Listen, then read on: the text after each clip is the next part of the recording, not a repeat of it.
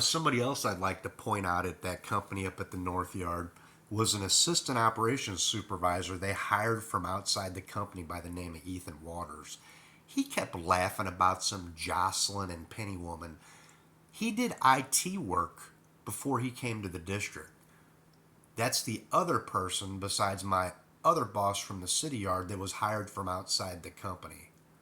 I just thought that's important to note that he said Jocelyn and Penny's name and a bunch of his employees were being messed with.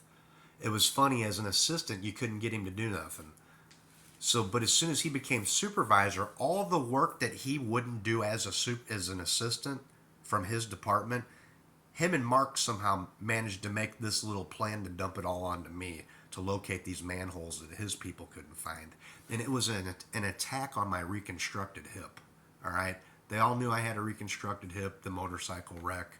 As soon as I called the 1-800 number over them stealing Victoria's pictures, my job went from being a non labor position at that point.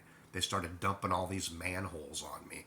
And I'm talking manhole after manhole after manhole after manhole after manhole. There were some jobs I'd have to open 6 to 8 manholes trying to locate a buried manhole, and it wasn't my job.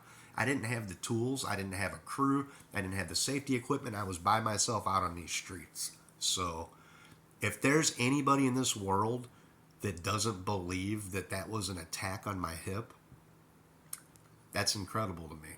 So,